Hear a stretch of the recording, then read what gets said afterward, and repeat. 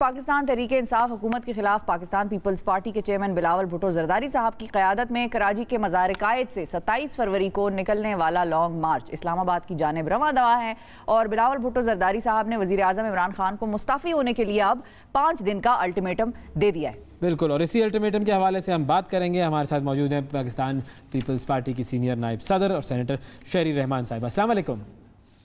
जी अस्सलाम वालेकुम।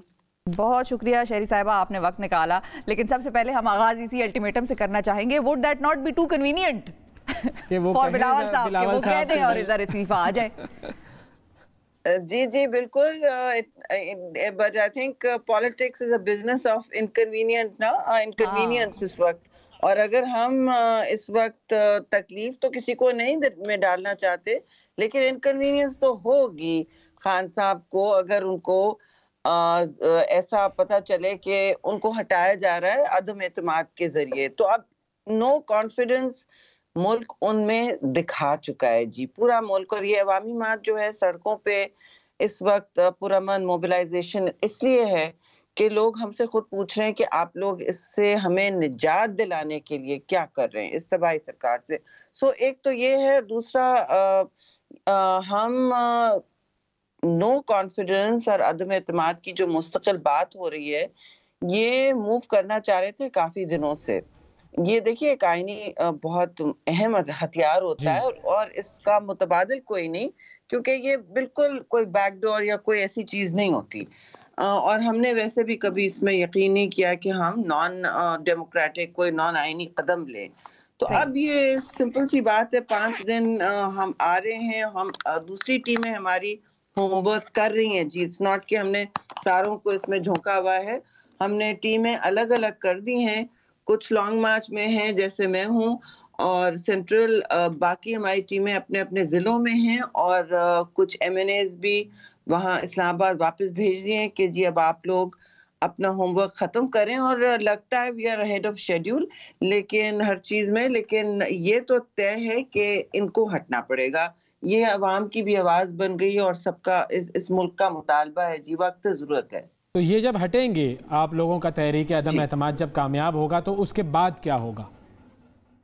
देखिए यही मोडालिटीज में वक्त भी लग रहा था और दूसरी पार्टियों को साथ हमेशा हमने लेके चला है, चाहे उनकी जरूरत हो या ना हो। आपको याद है 116 के मेंबर्स से हमने तारीखी लेजिस्लेशन पास की थी और माइनॉरिटी कोalition गवर्नमेंट चलाई थी। अब ये सिचुएशन है कि अख्तलाफात और ऊंच नीच होती रहेगी। अक्सर व बेशतर हमारे एलाइज में और जो हमारे साथ ऑपोजिशन में हैं, जो हैं भी नहीं, वो इस अमल में बिल्कुल आई थिंक हमारे साथ हैं। उन सब ने इस बात का बार बार यकीन दिलाई है। अब शुरू में आपको याद है PDM और मौलाना साहब अदम एतमाद से जरा दूर जा रहे थे, रेजिग्नेशंस की बात हो रही थी। खैर देर आए दुरुस्त आए, सब चेयरमैन बिलावल के एक पेज पर आ गए हैं और इस पेज पर जी हम नहीं चाहते कि कोई ऐसा कदम हो जिससे हमारे एलाइज अनकंफर्टेबल हो। We are never in that business. हम कोशिश हमेशा रखते हैं कि सबसे पहले दूसरों को खुश रखें जब तक एज लॉन्ग एज हमारा। लेकिन अब इसमें ना पंजाब में आप लोगों को जरा थोड़ा सा मसला हो जाएगा। वैसे तो जरदारी साहब जो हैं वो इस चीज़ के मास्टर हैं कि वो कैसे चीज़ों को लेकर चलते हैं, लेकिन अब पंजाब किसके पास जाएगा? शहबाज शरीफ साहब के पास या चौधरीज के पास? देखिए डिपेंड्स के टर्म की भी बात करें ना कि कितना लंबा होता है, और हमें ये भी देखना है कि इलेक्टोरल रिफॉर्म्स इस बीच करने हैं। ये बातें इस वक्त तय होने को हैं और मेरे ख्याल में आज और कल में हो जाएंगी। तो अभी ये फाइनल नहीं है कि आप लोग इलेक्शन की तरफ जाएंगे? नहीं, इलेक्शन की तरफ तो देखिए इलेक्शन रिफॉर्म्स हम चाह रहे हैं कि हमारी पोजीशन बहुत वाज़ेह है। हम चाह रहे हैं कि फिर ऐसी सिचुएशन ना हो जाए जिसमें इलेक्शन इतना मुतनाज़ा बन जाए जैसे ये बना था, और ऐसी सूरत हाल हो कि वैसे ही फिर बेयकीनी फैल पड़े। तो इलेक्शन एक बहुत अहम और एक्सपेंसिव और बड़ी एक्सरसाइज होती है जी। उसको हमारी कोशिश करनी होनी चाहिए कि जिसको थोड़ा सा हम स्ट्रक्चरल रिफॉर्म इलेक्शन का करके करें, आगे बढ़ें और सबकी हामी के साथ करें, ताकि ये ऊंच नीच तो होगी लेकिन एक बुनियादी बात होगी कि ये इलेक्शन चैलेंज ना हो और इसके नतीजे में एक नया बुरहान ना पैदा हो। ठीक है। अच्छा, while we talk about the public, Sherry साहिबा, तो सिंध में तो हमने देखा कि बड़े ज़बरदस्त आप लोगों के जलसे थे, लोग भी आए हुए और एक समंदर नज़र आ रहा था, लेकिन एज यू एंटर्ड पंजाब तो उसमें नज़र आता है ऐसा कि वो आवाम का जो समंदर था वो ज़रा झट गया है, वो कम हो रहा है। ये रिपोर्ट्स में भी मुख्तलिफ जगहों पर हुआ है रिपोर्ट, और कुछ विजुअल्स हमने भी देखे, हमारी नज़र से गुजरे, तो वो वाला जो एक जम्मे गफ़ीर आता था सिंध में, वो पंजाब में ज़रा कम है। तो देखिए, मैं आपसे कोई इसमें लगी लिपटी नहीं करूंगी।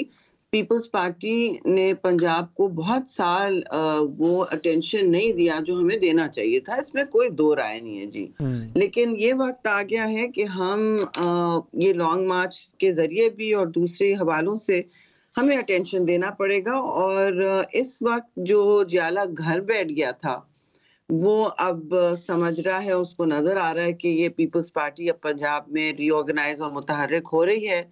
तो हमने तो बल्कि काफी रात को तो मुल्तान में तो खासा जोश अवलबला था, गाड़ी आगे नहीं पहुंच पा रही थी।